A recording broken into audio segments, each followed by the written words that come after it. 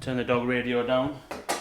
Dog FM. A little bit rainy today, but I watched this morning a TED Talk from Jeff Bezos from like the early 2000s, and he gave a really good analogy comparing the internet to both the gold rush and the electricity network, the electric grid. The internet boom, when it happened, a lot of people were comparing it to the gold rush because it made a lot of people rich, and a lot of people were moving away from their industry into the internet, trying to make it rich. But the differences that he said between the gold rush and the internet, and I'll come on to why this matters for voice in a second, but the difference was that he said that the gold rush ended, it had a fixed end point, at some point it did end. That's still a bit loud. Whereas the internet doesn't end, the internet is there forever, it will just persist, and that's where the similarities are with electricity, in that electricity and the electric grid is there and it will continue to persist. And he mentioned that in the early days of electric, when basically houses weren't wired up for plug sockets, there was no plug sockets, you had to plug everything into your light fixtures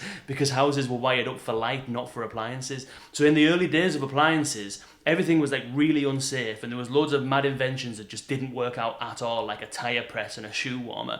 But he was comparing the internet in the early 2000s to electricity in the early days and the beginning of home appliances, and he was saying that the internet in the early 2000s was just in the very beginning, early stages. That's kind of where we are with voice, and I've been trying to think of what would a similar analogy be to voice technology, and the only one I can think of at the moment is oxygen. That might sound a bit grand, you know, oh yeah, of course, voice is similar to oxygen, but there are some similarities. For example, oxygen is ephemeral. It doesn't persist. The molecules of oxygen that you breathe in are then consumed by your body and they're gone. But that's the same with a voice interface. Once you've had a voice interaction, the interaction is gone. It's not like a screen where stuff persists over time. It is a small moment in time, and once it's over, it's over. Try this. The other thing is that it's invisible. You can't see it. And yet it's everywhere.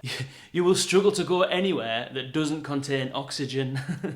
And if you do, then you'll be in trouble. But voice, although we're not at that stage yet for voice interfaces and voice assistants, that's very much the path that we are on in voice being absolutely everywhere. Whether that's in your headphones, on your phone, or in your house, your smart speakers, in your car, at work, we're going to see voice propagate absolutely all over the place. And the third similarity is that you need oxygen to survive. Now we're not at that point yet with our voice assistants and with voice interfaces, but if you are the kind of person that uses your voice assistant a lot, you will come to rely on it a little bit, and you will miss it when it's not there. I don't have a voice assistant in our car right now, and I can't tell you the amount of times that I've thought of something and needed something while I've been driving and wanted to ask, I won't say the name because I haven't put it on mute, for something, and it not being there is a loss. Once you've built up those internal triggers, which is why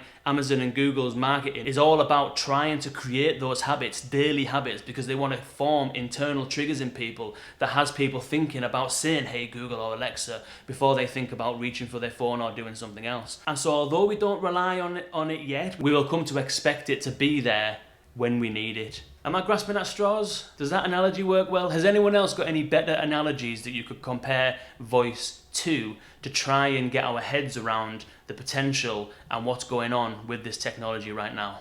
Let me know. Carpe Diem music from Cacciaturian. There you go, Dance played by Cynthia.